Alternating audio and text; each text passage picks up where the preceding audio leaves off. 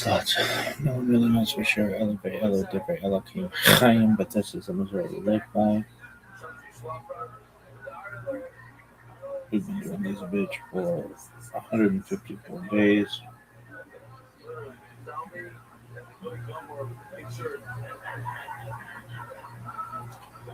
$37.61 creation of the word birth of Adam and Eve. Chava. 36:31 1:30 Seth, son of Adam, was born. 35:26 2:35 Enosh, son of Seth, was born. 34:36 3:25 Kenan, son of Enosh, was born. 33:66 3:95 Mahava, son of Kenan, was born. 33:01 4:60 Yered, son of Mahava, was born. 31:39 6:22 Chana, son of Yered, was born. 30:74 6:87 Methuselah, son of Chanach, was born.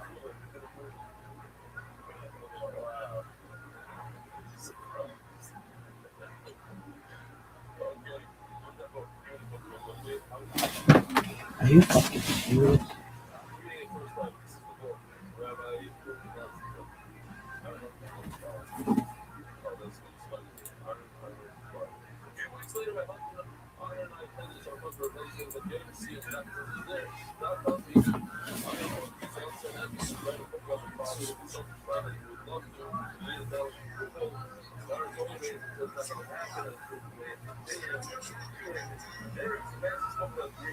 It's 13th of Sivan, 5786, Friday, May 29th.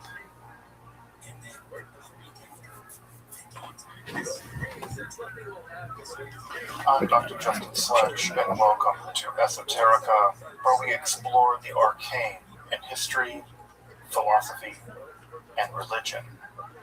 One of the most difficult aspects in starting to study Jewish mysticism and Kabbalah is getting a handle on just how those ideas developed over time.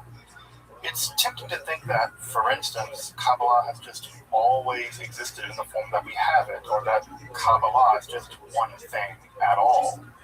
Of course, neither of these positions is really tenable. Such notions developed greatly through the ages and are still developing. And there are now, and there have always been, numerous mutually exclusive schools of Jewish mysticism and Kabbalah.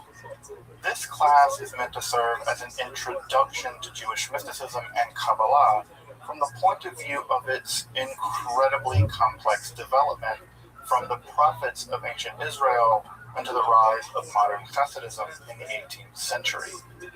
Of course, this series isn't meant to be exhaustive by any means, but only should serve as a springboard for deeper study and reflection, and hopefully it will also enable you to situate developments of Jewish mysticism and Kabbalah in their historical and cultural context, and hopefully embolden you to dive into the primary texts, which are admittedly as sublime as they are obscure. Let me express my gratitude to Congregation Tchia for allowing me to use these lectures to reach a larger audience here on Esoterica. If you want, you can find the entire series under the playlist Entering the Garden, an Introduction to Jewish Mysticism and Kabbalah. I'll be uploading them over the next few weeks, or if you find these episodes after autumn of 2021 and you want to watch the entire series, you can find them in that playlist. If you find this series on Kabbalah interesting, I'd hope you check out my other content on topics in esotericism, and perhaps consider supporting the production of free academic and scholarly topics in occultism, hermetic philosophy, by joining my Patreon, or perhaps with a one-time donation. You can find those links below, and I really appreciate your consideration. Now, let's enter the garden of Jewish mysticism and Kabbalah. All right, folks. Well, welcome back. Let's do a little bit of recapping and what we got through in part one of this talk about the Sefer Zohar, which again is one of the most intimidating books that I know of. People talk about how, the phenomenology of spirit by Hegel is intimidating. The phenomenology of spirit is like Fisher-Price compared to the Zohar, at least in my opinion, trying to understand it. So as we went through last time, the Sefer Zohar, the Book of Radiance, is a mystical midrash, and midrashic literature is just a kind of literature that I sometimes describe as Jewish jazz. Not that there aren't Jewish jazz musicians, but it's sort of like medieval Jewish jazz at the literary level. It's where a person will take a piece of scripture and then riff on it, and then someone will riff on that riff, and someone will riff on that riff until you get something that's completely unrecognizable. But the idea is that if you know the guy that knew the riff and he ripped off this riff and that riff came from this riff, and you can do the genealogy the same way jazz musician historians can do. Midrash works a lot like that in the Jewish literary world. And so what we have is a kind of mystical midrash, which is sometimes largely a commentary on various sections of the Bible, although the Zohar is very uneven. Some like Genesis 1:1, in the beginning God created the heavens and the earth, or whatever how you want to translate it, that verse gets dozens and dozens and dozens of pages, right? And some other texts don't get much at all. So it's very uneven. It's composed of actually several different works combined together, and we talk about some of those minor works within the Zohar, which are self-contained units. Those self-contained units can be very accessible. The Sava or the Yanuka, those sections are relatively accessible. Other sections like the Sefer Tzniuta, which is only 8 pages or so, 8 dapim, is completely a mystery. It's one of the most difficult texts in all of Kabbalistic history. There have been dozens and dozens of commentaries written on it. It emerged in the 13th century in the circle of a fellow named Moshe de Leon, who we think is the principal author, but scholars think that there are lots of other folks' hands on this document as well. Though in the traditional world, in the Orthodox world, it gets its legitimacy because it's actually, according to them, traceable back to Shimon Bar Yochai, the 2nd century sage. And what's important about that is from their way of telling the story, right? So the academic progressive story is that it was composed in Spain, in the area of Leon, northern Spain, Castile, in the 13th century over the course of about 10 years, beginning around 1270 or so, a little after maybe. The traditional story, the Orthodox story, is that no, it was actually composed by Shimon Bar Yochai in the 2nd century, and it was only revealed to the world in the 13th century. So that it existed the entire time, it just had only been revealed to the world by Moshe de Leon and his circle. And some of the core concepts that we dealt with last time are maybe 2 of the more difficult concepts to grasp, and one of those is Ein Sof. And this is God in God's most transcendent state, which is to say that you can't say anything about this conception of God. This is a conception of God that's completely transcendent. Nothing is true of it, and you can only talk about it in the negative. So this is a way that you can do philosophy with Kabbalah. Remember that in a big way, Kabbalah, the Zohar, is trying to answer a lot of the same kinds of questions that were relevant in medieval Europe at the time, theologically and philosophically. And one of those questions is, can a being beyond all adjectives, beyond all predicates, can we even talk about such a being?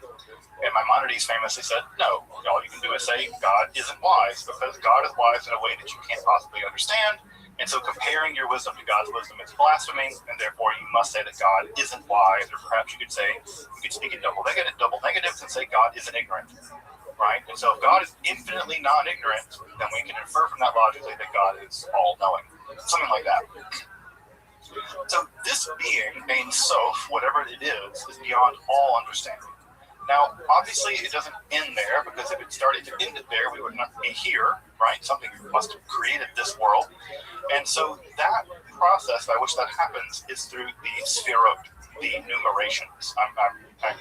Again, how to translate this word is so difficult.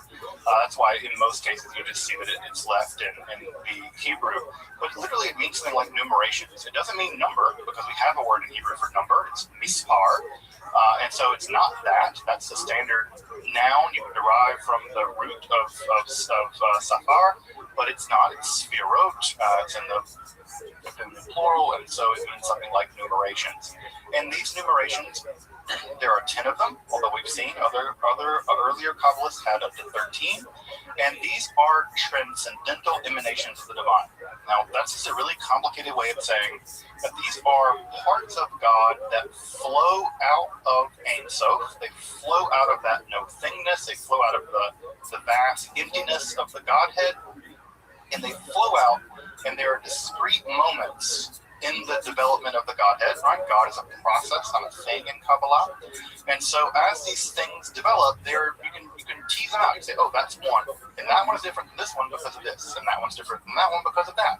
You can see how these things are different because they're different parts of the dynamic process by which God comes into being.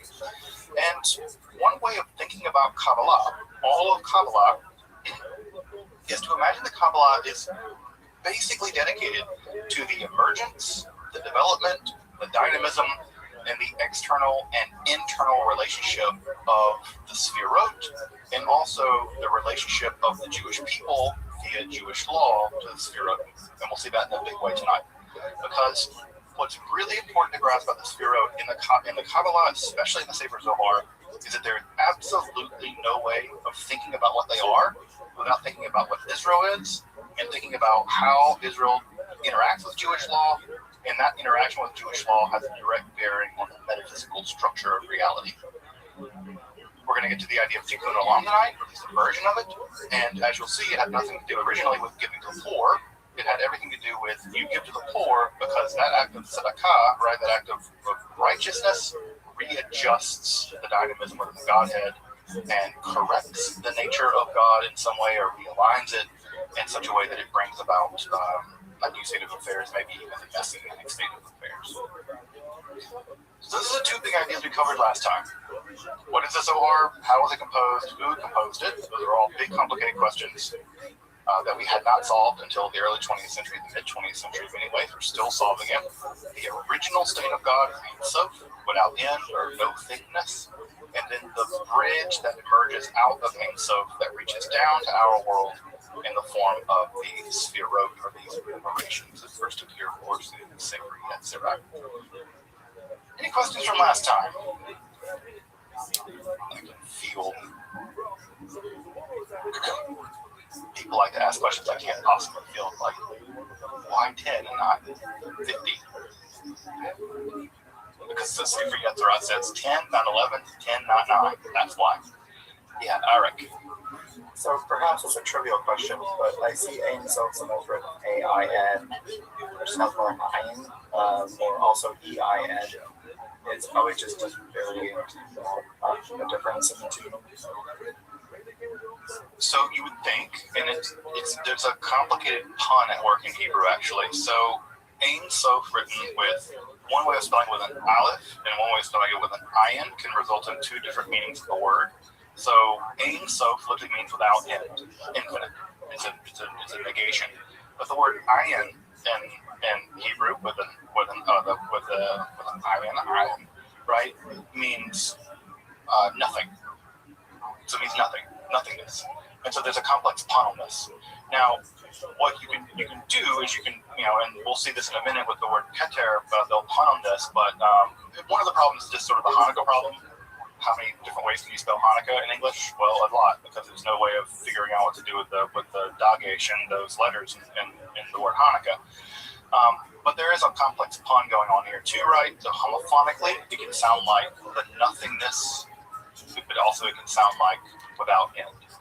And so there'll be a lot of ideas about the idea of God as a kind of divine nothingness, which for the Jewish Buddhists out there, the Jews, Kabbalah and Jewish Buddhism they get along pretty well.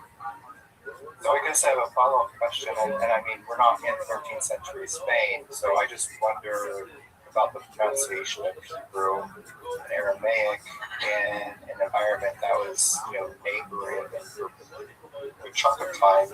People had Arabic-speaking neighbors that were part of the kingdoms of Iberia. I'm wondering if they were distinguishing the pronunciation of Ayin and Aleph the way like many Hebrew would, or if it's like a lot of modern dialects of Hebrew where you don't even hear the difference.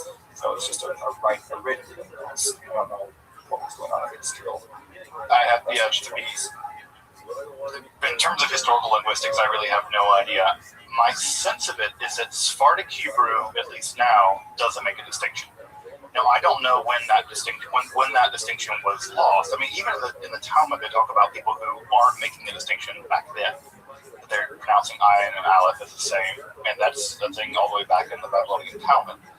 So my guess is that Sephardi Jews, of whom Moshe de Leon wasn't making a distinction. But And it's interesting, right? Because the pun only works if you don't make a distinction. If you pronounce ayin and ayin as the same, and not ayin and ayin. Because if you do pronounce those two consonants, and those are, right, that's a different, one's a glottal stop and one's a voiced fringle fricative. If you do pronounce those differently, then the pun doesn't work. So my sense is because they like that pun, they were reading them identically, despite the fact that Hebrew could have been spoken like. And this also required me knowing something about how Maghrebi Arabic was spoken, and I certainly don't know that.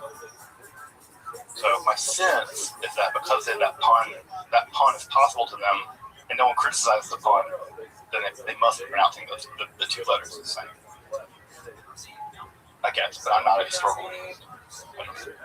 And that would require me to know things about Maghrebi Hebrew or Maghrebi Arabic and Iberian Hebrew in the 13th century. That I definitely know anything about.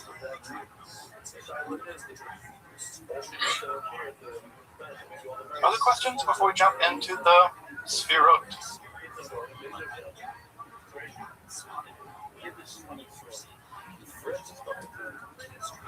Alright, folks, there it is. The image that I think most folks who have some knowledge of Kabbalah, who even heard the Kabbalah, have seen this image dozens of times. This is the classic image. If you just Google Kabbalah, this is what's going to come up. And I've put off putting it up because the reason why I put off putting it up is because I don't want you to get fixated on it.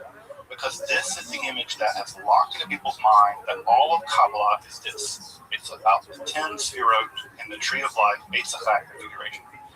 And it's not. Kabbalah is much more sophisticated. It's much bigger than this. And even this alignment that you see here on the screen right now is an ideal alignment. This alignment will never happen in our lifetime unless the Messiah comes. In the Zohar, they are very clear, the writers of the text are very clear, that this alignment is a perfectly balanced vision of what the Sfirot are.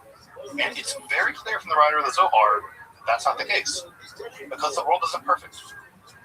So what you're seeing is an ideal representation of the Sfirot, not as they are, not as they ever have been, ever in all of history, but as they will be in the Messianic era, right, by Yom HaHu, when Hashem's name is one, right, when everything is unified.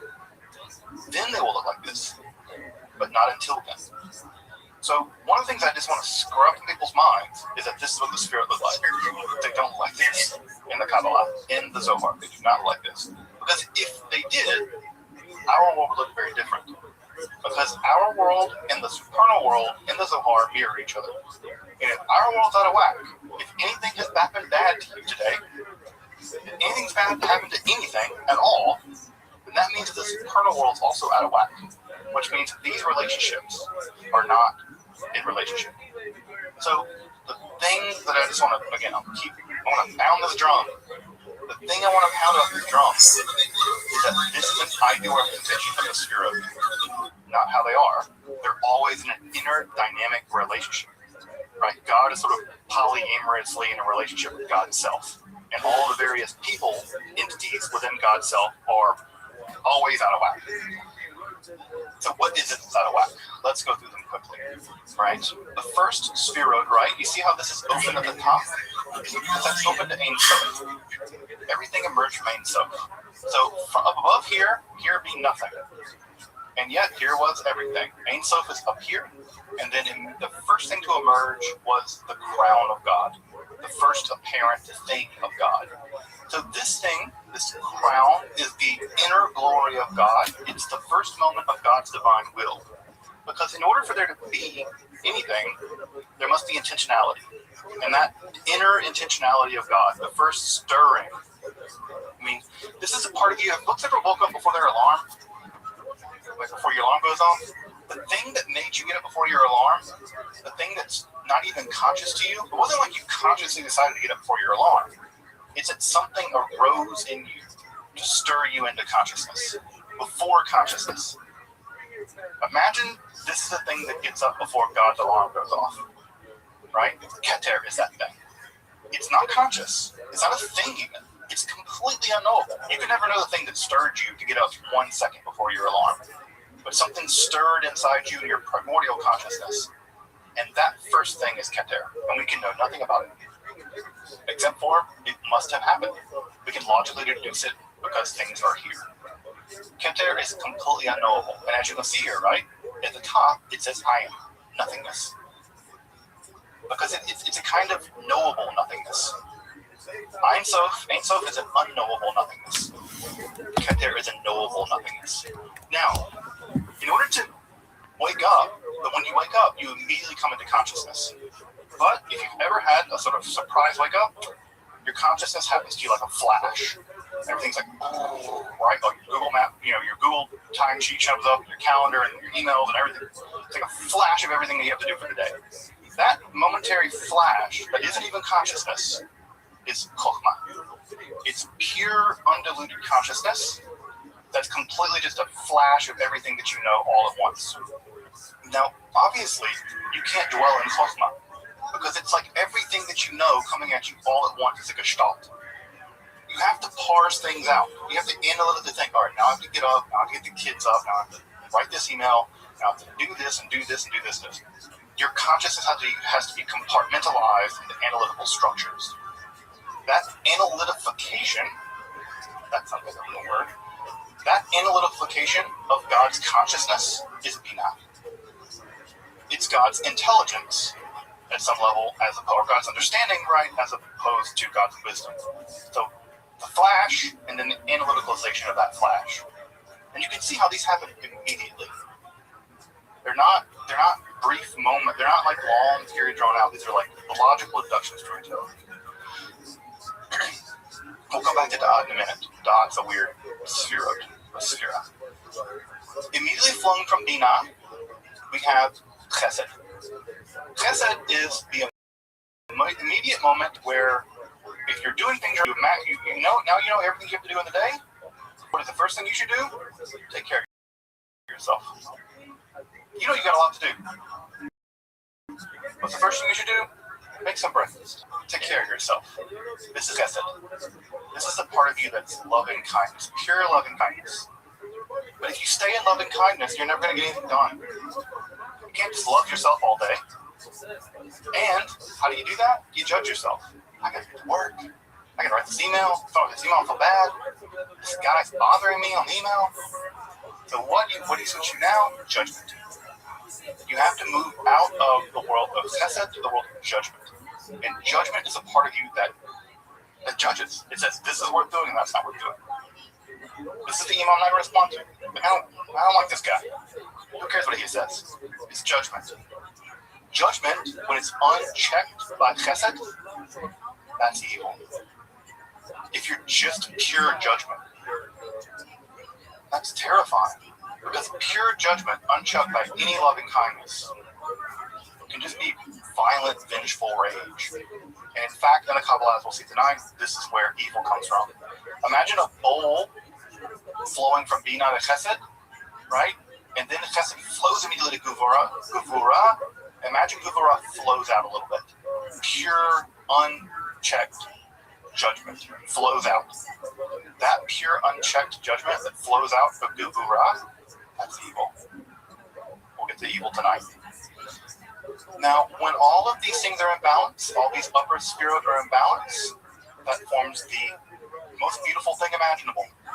The balance between justice and mercy, between analytical thought and pure insight, between the divine nothingness, that is Tiferet. It's the perfect balance of everything that can be made. Because you know how to judge, you know how to love, you know how to think, you know how to be wise. And Tiferet is the womb of creation. Everything becomes balanced in the womb of creation. From Tiferet, we have Netzach and Hod.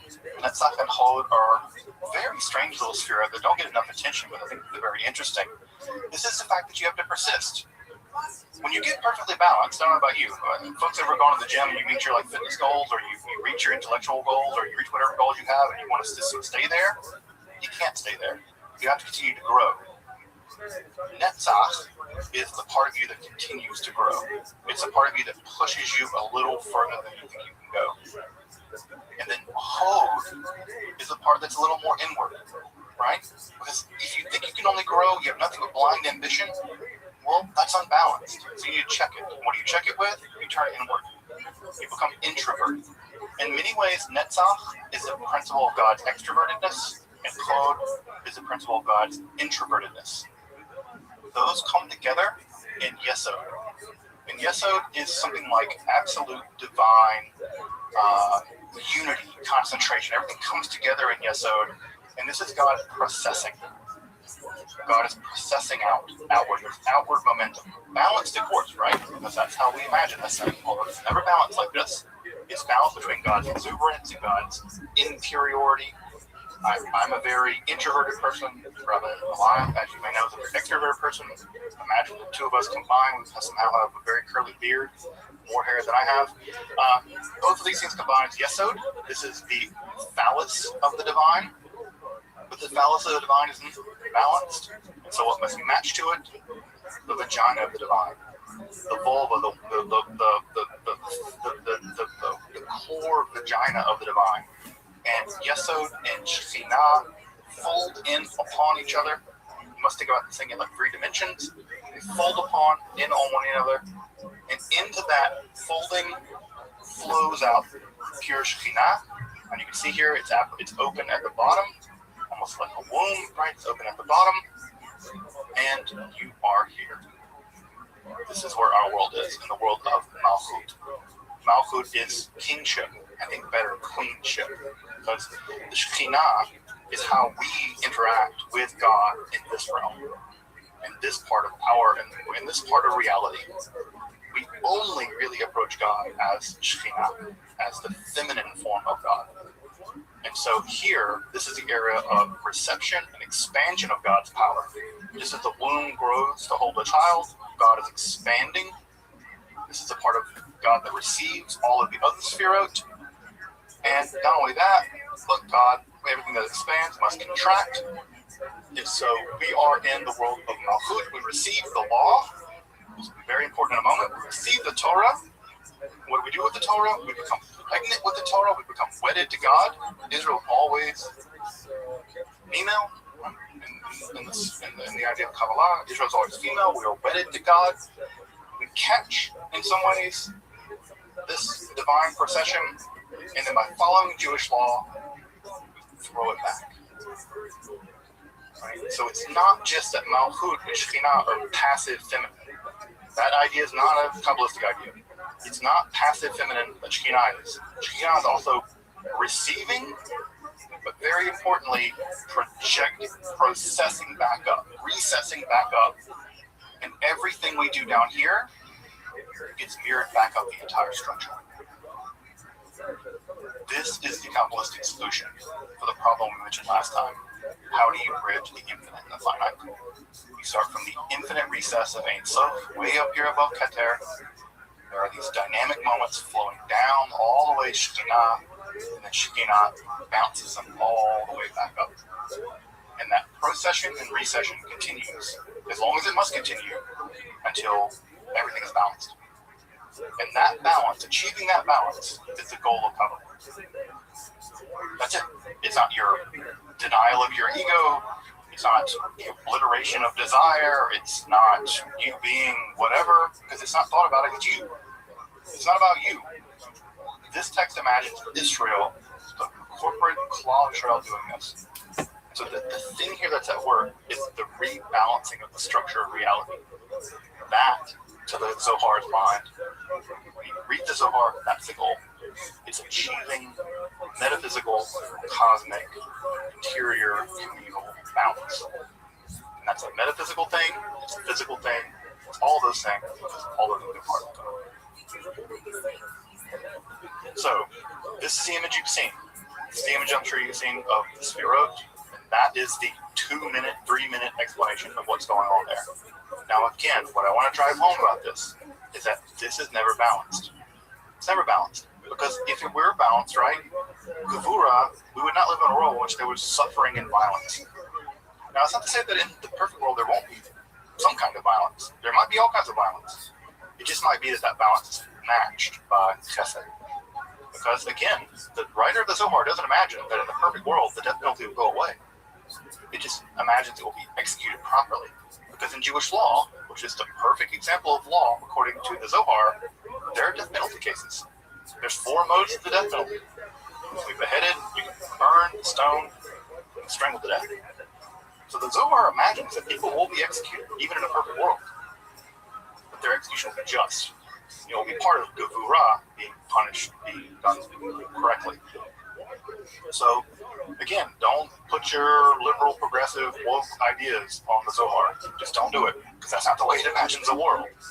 What's important is to imagine the way it imagines a world. And it, the Torah, the laws of Moses, revealed by God, are how this gets balanced out. We'll come back to that more in just a moment.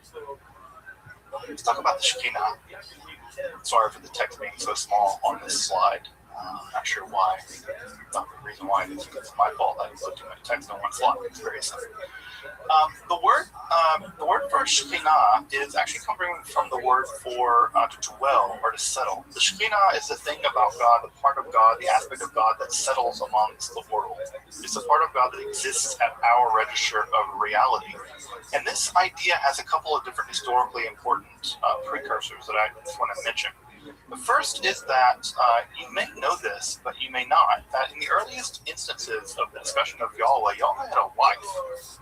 There are really early images of Yahweh actually having a consort or a wife, and this being Asherah.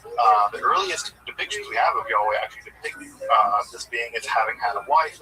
And so early on in Israelite literature, there's always a very difficult relationship with the idea that God could have a feminine consort. And one way of dealing with that was to condemn everything dealing with femininity, everything dealing with the feminine aspect of God, especially Asherah, and punishing the worship of Asherah. The other thing you can do with that is sublimate that. Good old classic Freudian terms. What that means is that there are all kinds of aspects of God that sort of get divinized, particularly God's wisdom. And if you've ever read the book of Proverbs, there's a long section where wisdom becomes almost a kind of feminine god, where she's described as perfect, beautiful, and she's contrasted with the alien woman, the Isha Zara. But there's an idea that wisdom can be personified and maybe even deified, and that idea is going to become hugely important in the Zohar later. Also, the idea that God has a kind of presence in the world that's distinct at some level from God. That God can appear as the angel of the Lord, or God can appear as a fire coming down the mountain, or dwelling in the Mishkan, or as a pillar of fire during the day.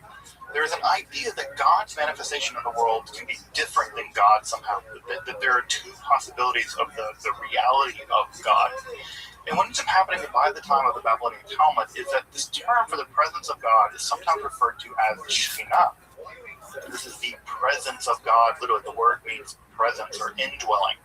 And while the noun here is in the feminine gender in Hebrew, it's never the case in the Talmud that they think of the Shekinah as a woman, as a feminine gendered, woman gendered entity. Because they just think of it as a grammatically feminine noun, not as a woman. So as you might imagine, when the Zohar, part of what the Zohar is going to do is the Zohar and the Sefer Bahir are going to be mystical, not in that they read things in very elaborate, very obtuse ways, they'll do that too, but how they read things very literally.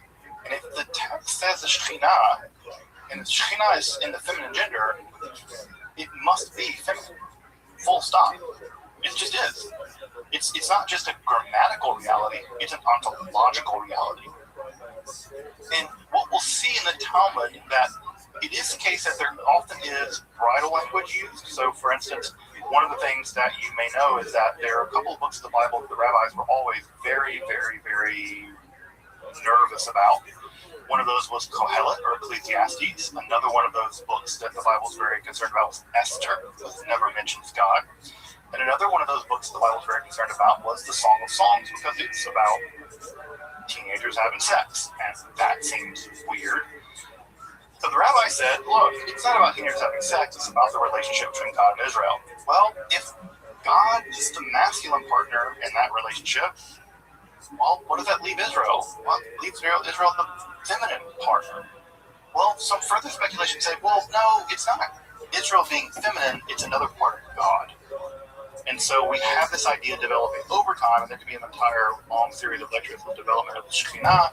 But we see that over the course of about 1,000 years, this concept goes from being a grammatical construct with an element of God living in the world to being an ontological metaphysical construct with actually God being feminine.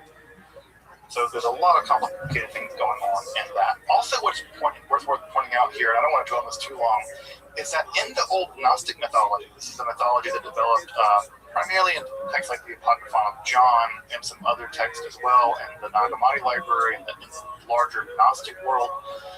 The Gnostics, as you may remember, were a group of Jews and Christians and pagans who believed that knowledge, as opposed to faith, liberated you from this world.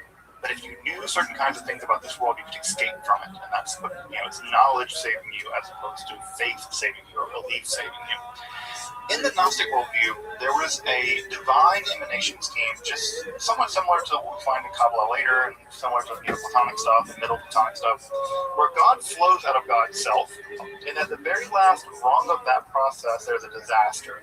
And that very last rung is an entity called Sophia, wisdom. Very similar entity we find in the book of Proverbs. And Sophia wants to create something without reference to the divine world, and she is creating an abomination. It's called Yaldabaoth, which is probably a Hebrew word that means chaos child. And the text described it as a living abortion. There's something really dreadful about that idea. But it's alive and not alive. It's ignorant, blind, chaotic. And it creates an entire world to mirror itself and its insanity, and that world is our world. Our world is the world of that evil entity creating it, and the world is just a prison for us. It's a giant trap. And so what ends up happening, and not to rehearse this too much, is that there seems to be some good evidence to say that elements of that kind of mythology survived in Judaism a lot longer than it survived in Christianity. We see similar elements to that in the Sefer Bahir, where it describes wisdom, chokhmah, as a maiden from a far-off land or a maiden from a foreign land cast into our world. So we think there may be connections all the way back to the late classical world and this Gnostic worldview, which again, that term is a bit problematic in a lot of ways. But we think that maybe the term emerged from that milieu. The last thing I want to say about the origins of the Shekhinah are two things. One is we're living in 13th century Spain. If you know anything about courtly culture, idolizing remote women is all the rage in troubadour literature. It's all about the ideal woman who's completely virginal, and you have to sing all these praises to her, but you can never have her.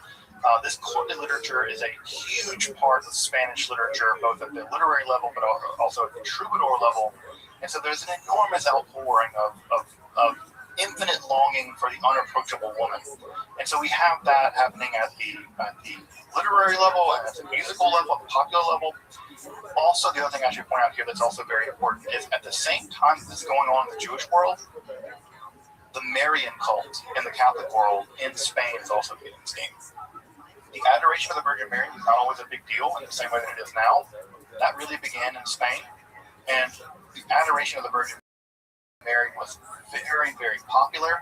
And so there's some reason to believe that the adoration of the Virgin Mary, that the Shekhinah, the development of that, may have been a Jewish response to the larger hegemonic culture, where the Jewish response was, look, they're trying to convert a bunch of us, and what's really popular is this whole Virgin Mary thing.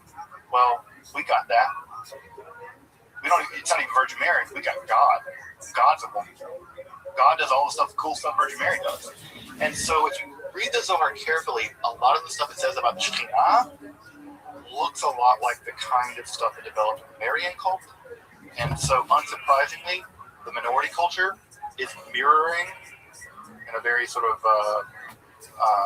hybridity way, something like Homi Baba, but they're hybridizing the Marian cult and developing a hybridized version of it, and that hybridized version, leaning on their tradition, becomes the Shekhinah. There's a lot of debate about that, but I find it to be a very convincing analysis, especially when you take some post-colonial studies and apply it at some level to that stuff. I think it makes a very compelling point about the origin of the Shekhinah being something that's developed in Judaism as a response to what's going on in larger Spanish culture, both literarily and in song, but also with Aryan cult. And again, we use the word cult here not to diminish their religiosity. It's just we use the word religious, we use the word cult to indicate a very specific, acute kind of attention, which is attention. It's in the Zohar that the Shekhinah becomes an explicitly feminine aspect of God. In the Sefer Bahir, we have echoes of this, we have murmurs of this, but it's in the Zohar that it's no doubt that there is a definitively feminine aspect of God, and at some level, that's the aspect of God that human beings deal with. And this 10th Sphira, Malchut, the world of indwelling, the world of kingdom, is often tied to Rachel, who's, as you probably know, is associated with mourning. And so the world of Malchut is associated with the color black because of Rachel. All of the various Sphirot are associated with colors, with matriarchs and patriarchs. They're all associated with all kinds of parts of the body, as you probably saw in the diagram. There's all kinds of things they get associated with. What the writer of the Zohar does is something very interesting. When they want to find where the Shekhinah is, they will rely on the fact that anytime you see the word et in Hebrew, et, as you may know, for folks who know some Hebrew, et is a direct object marker in Hebrew. It doesn't get translated. So if you want to see it, for instance, at the very beginning of Genesis, I have the very first verse part of the first verse of Genesis here, right? Bereshit bara Elohim es hashamayim ve'haaretz. So Bereshit bara. So in the beginning, he made, namely God, what? Et. Check my pronunciation to use correct academic Hebrew. Et. God created et. Now, to read this grammatically correctly, you would say, in the beginning, who created God, Elohim, gods. Et, direct object marker. What did God create? Hashemayim ve'haaretz. God created the heavens, and further direct object marker, the earth. So in the beginning, God created the heavens and the earth. No, because the Torah would never just throw words around. So the et here, Aleph Tav and Aleph Tav, cannot just be superfluous. They can't just be random direct object markers. What are they? It's the Shekhinah. It's the Shekhinah. And so they say, no, this is the world of the Shekhinah, that this world perhaps is the world of the Sphirot, and that after the Shekhinah is Hashemayim ve'haaretz. The heavens come first, and then Shekhinah dwells in the earth, the Haaretz. And so what we have here, right, in the Eretz, so we have is a very Kabbalistic reading, also an incredibly literalistic reading of the Bible, where a direct object marker, et, is not just a direct object marker. It's the creation of or the emanation, rather, of Shekhinah into the heavens, and then further the Shekhinah into the earth, into the world of Malchut, into the world, our world. They make a lot of big deal about this. The Zohar is all about this, because it means that Shekhinah dwells in the heavens, and she dwells in the earth. And that's in our world. And notice who does not dwell in our world? Elohim. Right? Elohim, and certainly doesn't bara. Because bara is creation with no subject doing the creating. It's just he creates. Or creates, you could say. What creates? Nothing. Right? In the beginning, nothing created. What did nothing create? Elohim. The Sphirot, and what flowed from them? Shekhinah, and where is Shekhinah? Hashemayim ve'haaretz. For the Kabbalist, the Zohar, they see the entire structure of the Sphirot echoed in the first 6 words of the Bible. Again, not because they're reading things out of it that are unusual, but rather because they're reading it incredibly literally. So what's fascinating about this is that, again, it shows you something about how the Zohar works in terms of Kabbalistic hermeneutics, and also why this text is very difficult, because if you don't read Hebrew very well, and you don't understand Hebrew grammar very well, then this is all basically lost on you, could be lost on you. So what's going to happen in all of this is that the world of Malchut is joined with the supernal world in what is called Yichud, or unification. This is kind of a sacred marriage. And what's going to happen according to the world of our world, is that the task of our world is to take the Shekhinah, which is in exile, this idea that God's presence is in exile is found in the Talmud. When Israel goes into exile, into the Galut, so does Shekhinah go into the Galut. And our task is to reunify the Shekhinah, which is in Galut, in this world, with this eternal world. And as we do that with the process of Jewish law, it's the case that we remarry Shekhinah, and Shekhinah remarries the upper world, and then everything is like a giant lock, and it all clicks into place, and ultimately everything is resolved. Everything, the imbalance is resolved. Now, why does that imbalance happen? The Zohar never says. And as we get later on, next time, into Lurianic Kabbalah, we will learn why, according to at least Lurianic Kabbalah, why the primordial imbalance happened. And we'll get a big drama about why it happened. We'll get to it next time. So what ends up happening here is that we are plunged into matter, and we have to return back by redeeming matter.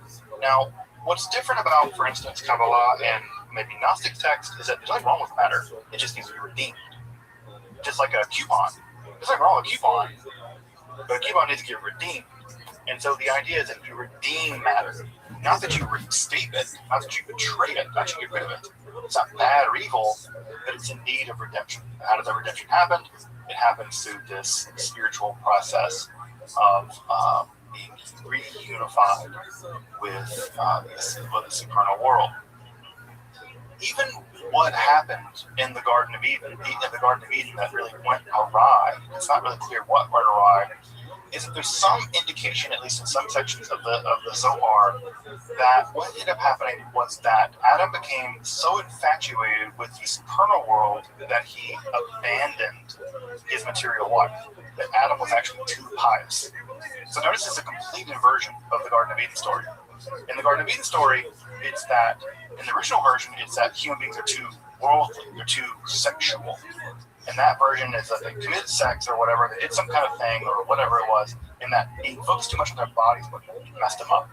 No, in the Zohar version, Adam is actually too fixated on the Shekhinah, and his partner, Chava, life, physical world, feels abandoned by him.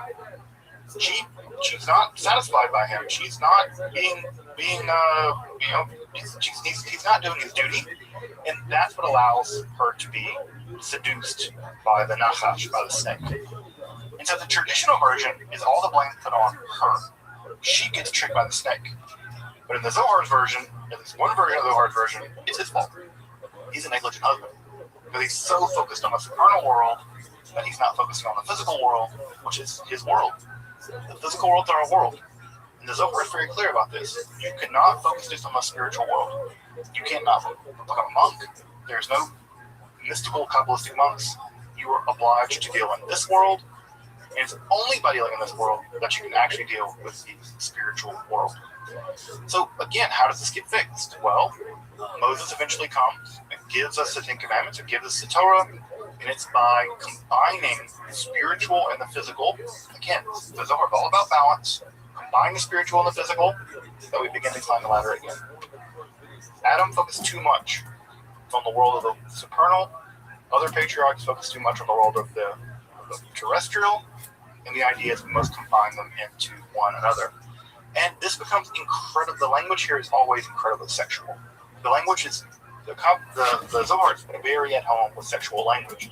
Because sex is part of human life. Sex is part of religious observance. You have to have sex. You're obliged to be fruitful and multiply. And again, it imagines of course, it's imagining a very hyper heteronormative way of thinking about this. Although I think at the edges of the text, there's a lot of interesting homoeroticism, and there's a lot of queering stuff that wants to do with the Zohar in a way that I think is very, very rich. And it's not that I think it's very rich.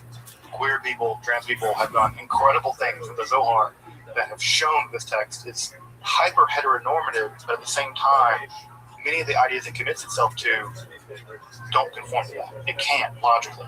So there's been all kinds of cool studies that show that those categories break down pretty rapidly when you get a little bit under the hood or under the sheets of what's going on. And the Zohar, there's a lot more happening here. Well, the idea ultimately is that there's a kind of sacred marriage between Israel and Shekhinah, and the Shekhinah and Israel with Sephirah, and by the observance on the Jewish law as a kind of ritual act of intercourse. The observance of law is kind of thought of as a kind of intercourse, that as you do the law, you're kind of having spiritual intercourse with the divine, because it's only because the Jews have a covenant with God, a marriage contract with God, that they can do the things they can do. The only similar thing to that Jewish custom is sex. It's only by having a certain kind of relationship with a certain kind of person that you can have sex with them. Well, because God and Israel have this relationship, then it must be the case that all of these 613 rules are fundamentally a kind of intercourse with the divine. And so it's thought of in incredibly erotic terms. And so this is very much linked to things like Shabbat. As we'll see next time, Shabbat becomes incredibly linked to Kabbalah as sort of the core observance. In fact, if you've ever done Kabbalah Shabbat, which I imagine most people in this class have, Kabbalah Shabbat is a completely invented service by 16th century Kabbalists to reenact the marriage between God and Israel every single week. So if you've ever sung Lecha Dodi, that's the reason why you sing it. It's because you get married every week to the Shabbat bride. And that idea comes directly back from Zohar. It's become so ingrained in Jewish customs that it's now a service that basically every Jew does every week. And they do. In fact, I would say even liberal Jews, if they only go to shul once a week on Friday nights, they're doing Lecha Dodi, they're doing Kabbalah Shabbat. So they're doing the Hyros Gamos, they're doing the sacred marriage as it is understood here in the Kabbalah. Now, this hyper focus on sex is probably a dig at the Catholics. Now, one of the things that Judaism did have going for it, and Catholicism didn't, is that Catholicism is really down on sex. I don't know if you know this about people. They like sex. People love sex. It's a big thing. They like it. They get down on it. People pay for it. People sell it. It's a big part of the internet. It may be the reason why the internet exists, basically. We may just be piggybacking on like video games and sex.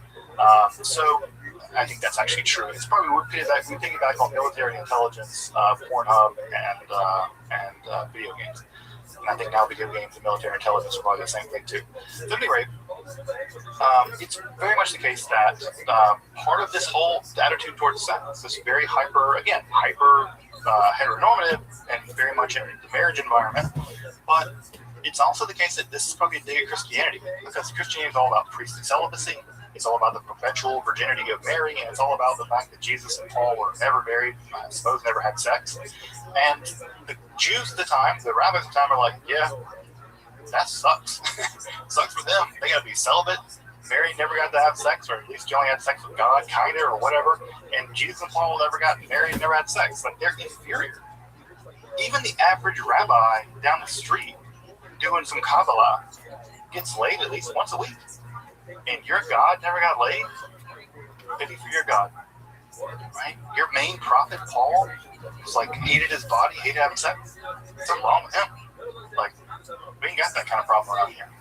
So, I think also a lot of this hypersexual stuff going on in the Zohar is also a dig at Christianity. It's a dig at Catholicism, but I think it's a dig at their relationship to the physical body at some level. And again, part of it's about maintaining your Jewish community by saying, yeah, you can have sex. It's great to have sex. In fact, you're obligated to have sex.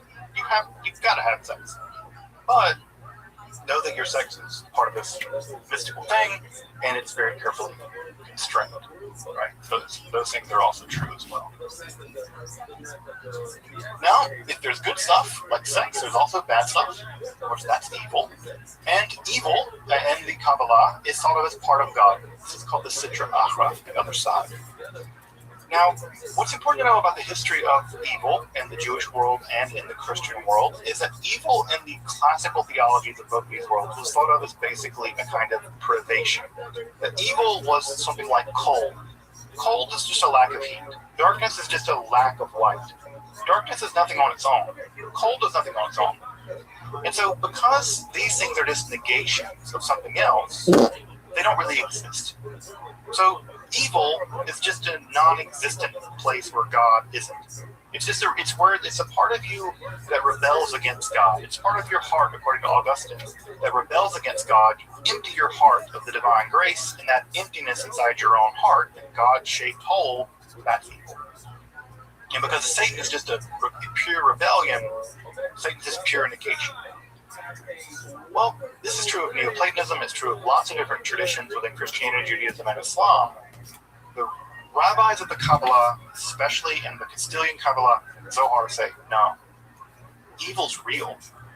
And it's not hard to imagine why a medieval Jew could be very convinced of the reality of evil. Evil was part of their world. I mean, they didn't face pogroms in Spain, but they knew about pogroms. They didn't face annihilation the way they did in Germany.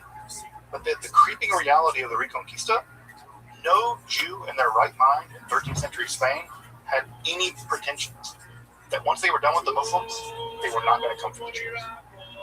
Evil was real. So we're not going to have this philosophical horse crap.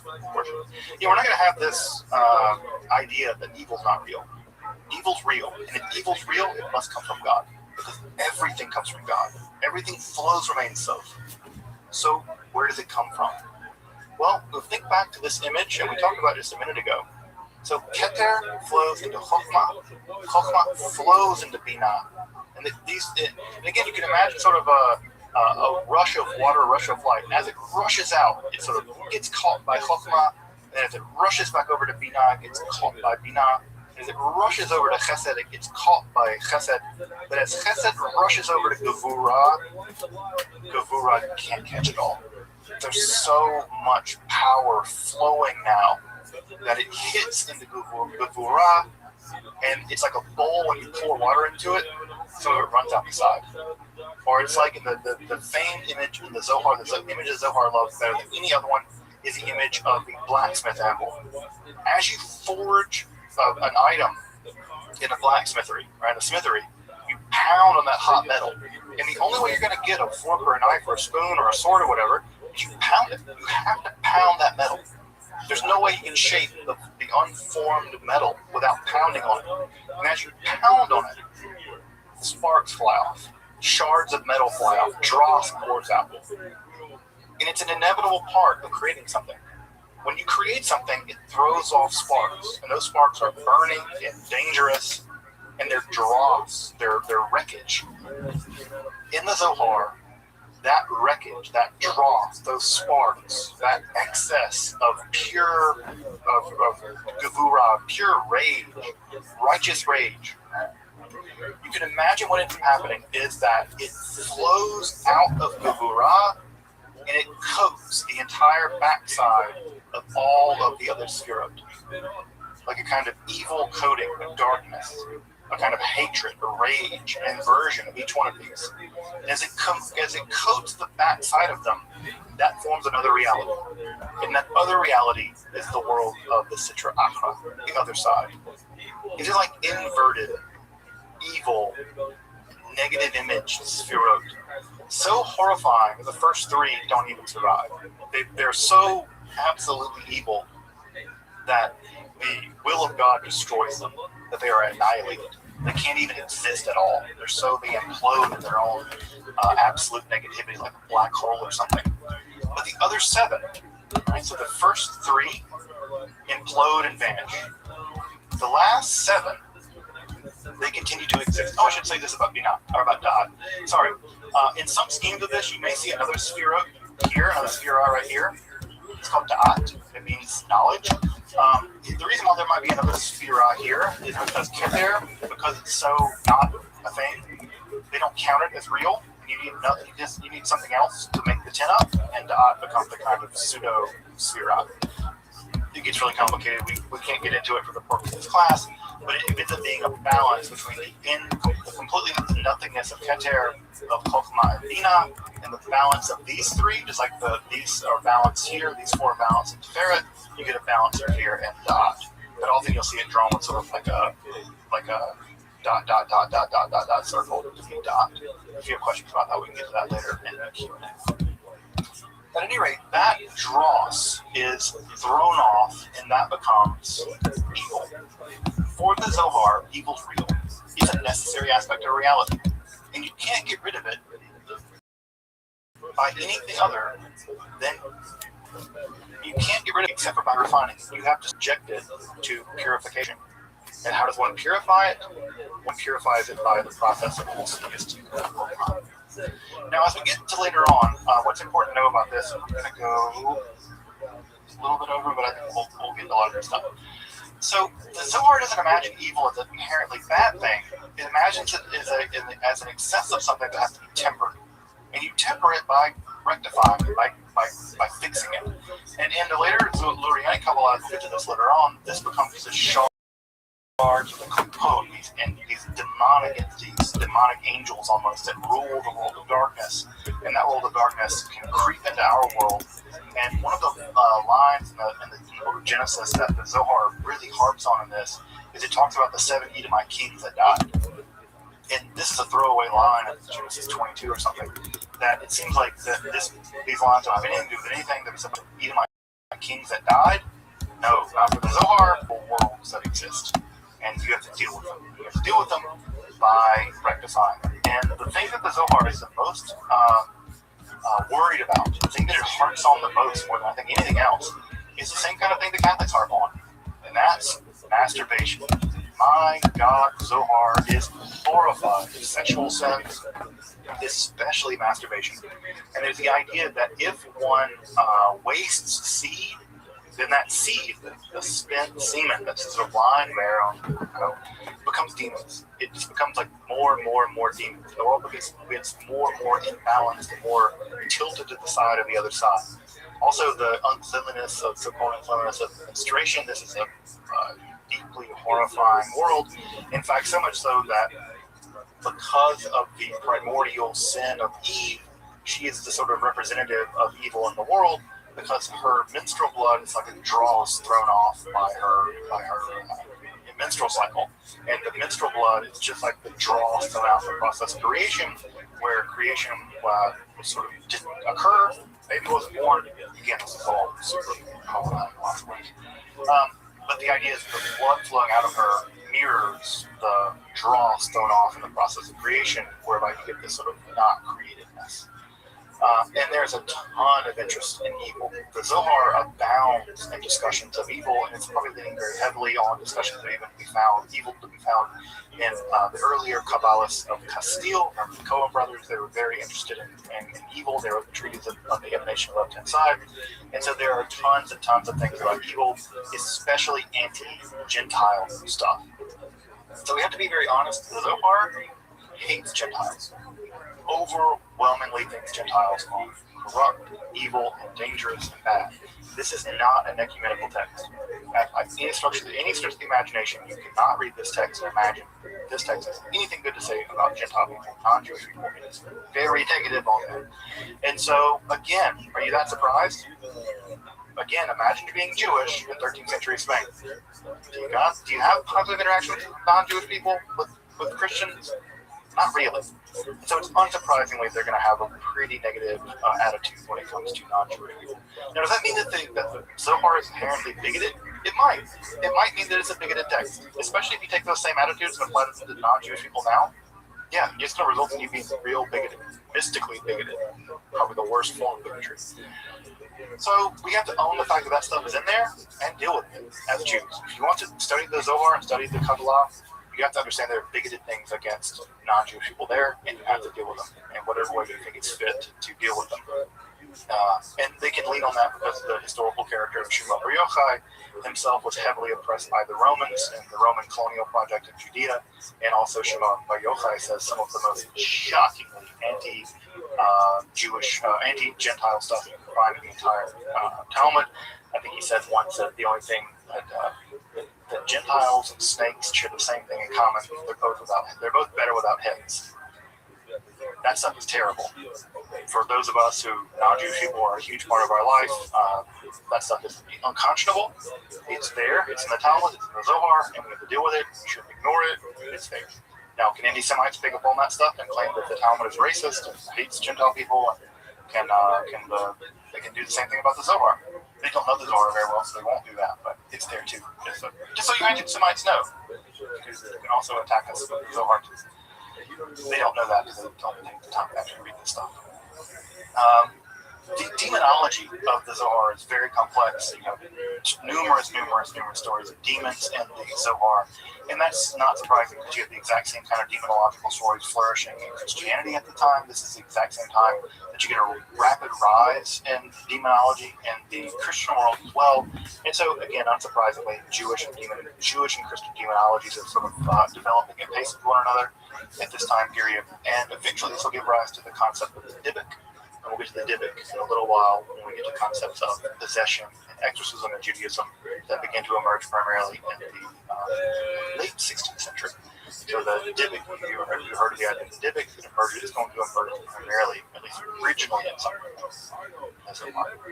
Last thing for the night. What's really important about the Zohar is that it's an incredibly conservative text, which is to say it wants to defend rabbinic tradition. It's very wed to rabbinic tradition. There's no interest in sort of bucking rabbinical tradition.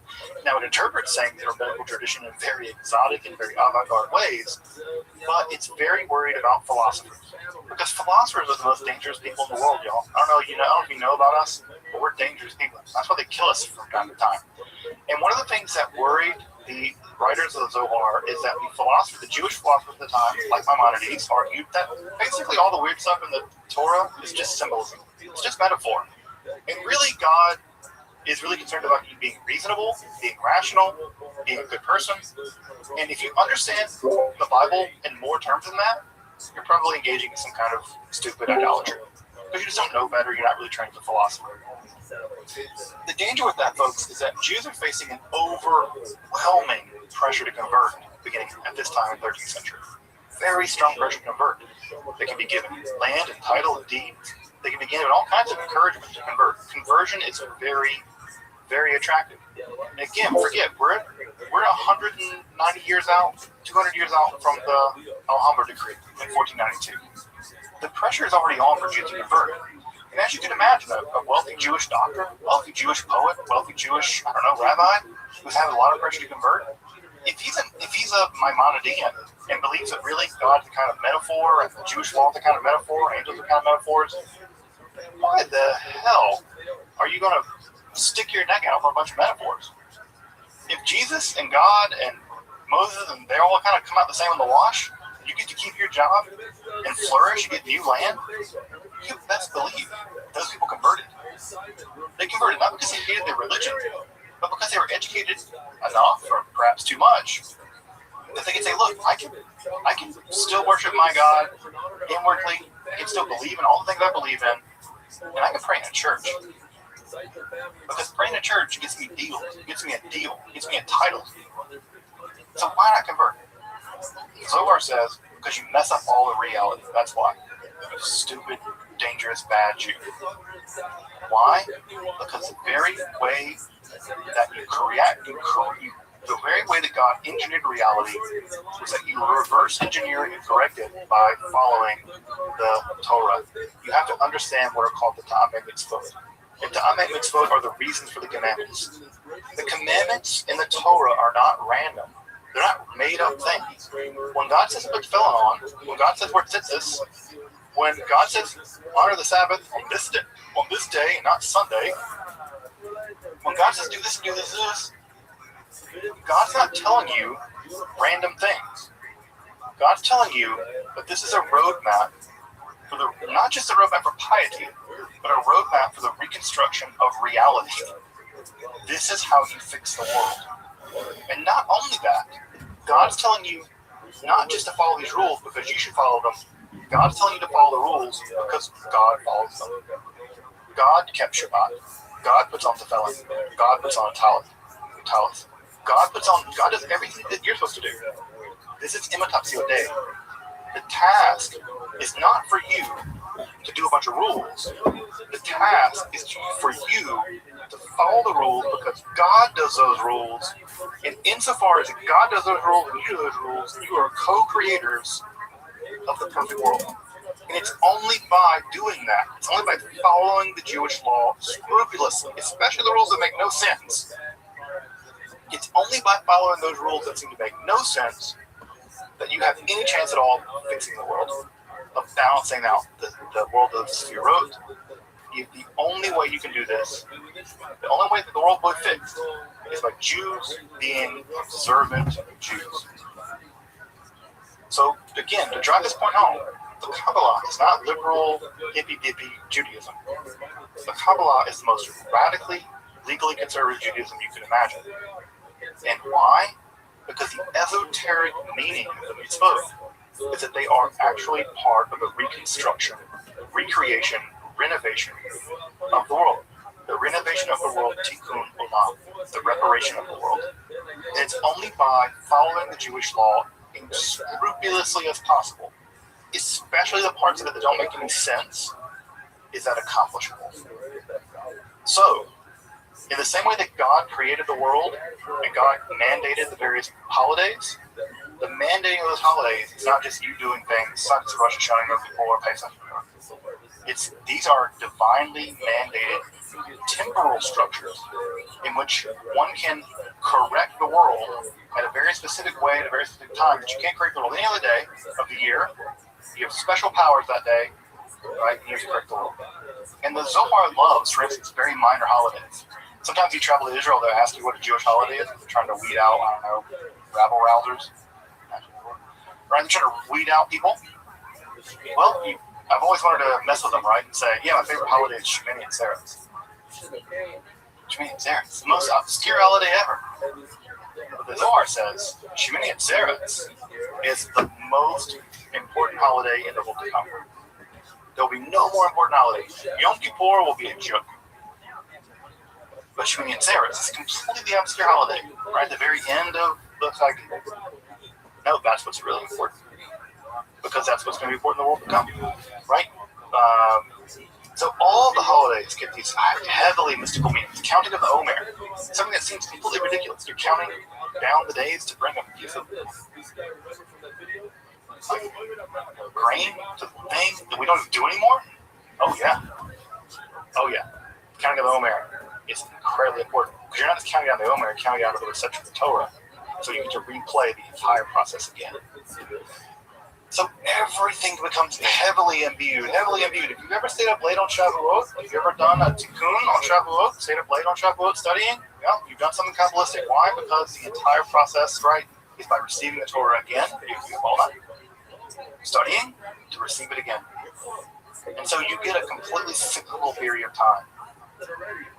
The Zohar is imagining a cycle, and that cycle gets you, and it spirals up, right? You start from here, cycle to eventually we reach the world of the divine. And it's through the process of the rectification of the divine, tikkun olam, that the world is redeemed. Now this gets liberalized in our modern conception, right? It means that be a good person, do nice things, and make the world a better place. The Kabbalists do not imagine it as like make this world a better place. It's the idea that you're renovating this world metaphysically, ontologically, cosmologically. And so that idea is found deeply and the Sefer Zohar. So, folks, these are the major themes of the Zohar. These are the big themes. If you were to read the Zohar, study the Zohar, you would see these things over and over and over again. It's like it's like jazz. They're gonna take these themes and play them over and over again. They're the themes, they're the minor themes that are important. These are the big ones. Ein Sof, the Sefirot, the Shekhinah, balancing of the Sefirot, the idea of the Sitra Achra, the theory of evil, and the idea of the Torah and Mitzvot. These are the big themes that dominate the literary text that is the Sefer Zohar. What we're going to pick up with next week is how this thing became scripture. How did anyone believe this was true? This book just appeared, and people were like, yeah, that's it. That's the roadmap for the recreation of all being, is this book in the hands of this dude in Spain. So people were skeptical, and we'll talk about how this became scripture, how this went from being a weird collection of texts in the late 13th century of Spain to becoming basically the cornerstone of Jewish theology. I'm pretty sure if you've ever heard any aspect of Jewish theology, it's been something coming out of the Sefer Zohar. So what we're going to do next time is we're going to pick up on how the Sefer Zohar was received, and we're going to begin discussing Lurianic Kabbalah, because one of the big things that Lurianic Kabbalah is going to do is it's going to be part of the systematization of the Zohar. The Zohar is not a systematic text by any stretch of the imagination. It is it's very difficult. it's not systematic. And so what ends up happening is people begin systematizing. And you have a couple different generations of systematizers, and what ends up happening is that the definitive systematizer is going to be at Gloria through his student behind the top. So we'll talk about that process of systematization, that process of canonization, and why it became decanonized next time, so as we transition into what I would call the Zohar and its vicissitudes. On. Welcome back, and thank you for joining me as I explore the garden that is Jewish mysticism and Kabbalah. Again, if you'd like to support my work of providing accessible, free, and scholarly content on topics like Kabbalah, alchemy, and the occult, along with magic, hermetic philosophy, consider supporting my work on Patreon, or perhaps with a one-time donation. You can find those links below.